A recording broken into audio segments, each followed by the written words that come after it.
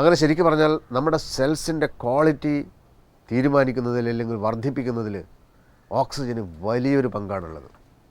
നമ്മുടെ ശരീരത്തിൻ്റെ ക്വാളിറ്റി എന്ന് പറയുന്നത് നമ്മുടെ ശരീരത്തിനകത്തുള്ള സെൽസിൻ്റെ ക്വാളിറ്റിയാണ്. അപ്പോൾ നമ്മുടെ ഫുൾ സിസ്റ്റം എന്ന് വെച്ചാൽ നമ്മുടെ രക്തസഞ്ചാരത്തിനും അതുപോലെ മാലിന്യങ്ങൾ നേരത്തെ പറഞ്ഞതുപോലെ നീക്കം ചെയ്യുന്നതിനും ആവശ്യമായിട്ടുള്ള ഈ ഓക്സിജനൈസേഷൻ എന്ന് പറയുന്നത് ശരീരത്തിൽ എത്രത്തോളം ഉണ്ടാക്കിയെടുക്കാൻ സാധിക്കുന്നുവോ ആ സാധിക്കുന്നത് ഈ ശ്വാസോച്ഛ്വാസത്തിലൂടെ, ഡീപ്പ് ബ്രീത്തിങ്ങിലൂടെ മാത്രമാണ്.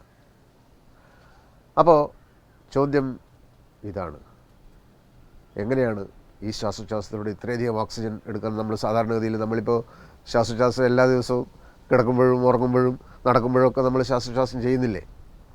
പക്ഷെ അതല്ല, ഈ ഓക്സിജൻ കൂടുതൽ കിട്ടാനുള്ള ശ്വാസോച്ഛ്വാസത്തെപ്പറ്റി നമ്മൾക്ക് പലർക്കും അറിയില്ല. അപ്പോൾ എന്ന് വെച്ചാൽ ഈ ഡീപ്പ് ബ്രീത്തിങ് എന്ന് പറയുന്നത് നമ്മുടെ വയറ് ശരിക്കും മേലോട്ടെടുത്ത് ശ്വാസം പൂർണ്ണമായിട്ട് വലിച്ചെടുക്കുക എന്ന് പറയുന്ന ഒരു സംഗതി. ഇപ്പോൾ ഒരു സെക്കൻഡ് നേരം എന്ന് പറയുന്നത് നമ്മൾ വലിച്ചെടുക്കുന്നു. ഒരു സെക്കൻഡ് നേരം ശ്വാസം വലിച്ചെടുത്തു കഴിഞ്ഞാൽ ഇത് 4 സെക്കൻഡ് നേരം ആ ശ്വാസം വിടാതെ നമ്മൾ പിടിച്ചു നിർത്തണം എന്നാണ് കണക്ക്. പിന്നെ വായ്ക്കകത്തൂടെ ശ്വാസം വിടുന്നത് 2 കൗണ്ടാണ്. എന്ന് വെച്ചാൽ 2 സെക്കൻഡ്. 1 സെക്കൻഡ് ശ്വാസം അകത്തേക്ക് എടുക്കുന്നു, 4 സെക്കൻഡ് പിടിച്ചു നിർത്തുന്നു, 2 സെക്കൻഡ് കൊണ്ട് പുറത്തേക്ക് വിടുന്നു. ഇതാണ് ശ്വാസോച്ഛ്വാസത്തിൻ്റെ രീതി എന്ന് പറയുന്നത്. ഇങ്ങനെ 10 പ്രാവശ്യം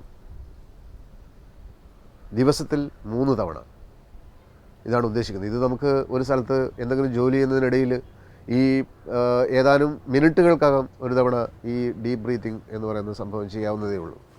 ഞാൻ ആദ്യം പറഞ്ഞതുപോലെ വളരെ പ്രധാനമായിട്ടുള്ള കാര്യം എന്ന് പറയുന്നത്, ഇപ്പം നമ്മൾ 2 സെക്കൻഡ് നേരമാണ് ശ്വാസം ഉള്ളിലേക്ക് എടുക്കുന്നതെങ്കിൽ 8 സെക്കൻഡ് നേരം അത് പിടിച്ചു നിർത്തണം, 4 സെക്കൻഡ് കൊണ്ട് അത് പുറത്തേക്ക് വിടണം.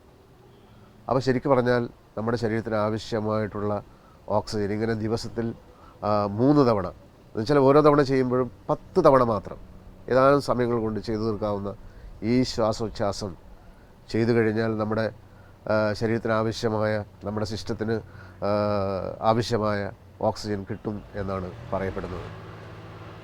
ഇങ്ങനെ ചെയ്യുകയാണെങ്കിൽ ശരിക്കും പറഞ്ഞാൽ ഒരു വൈറ്റമിൻ ടാബ്ലറ്റും നമ്മൾ കഴിക്കേണ്ടതില്ല എന്നുള്ളതാണ് ശരിക്കും അതിൻ്റെ സത്യം എന്ന് പറയുന്നത്.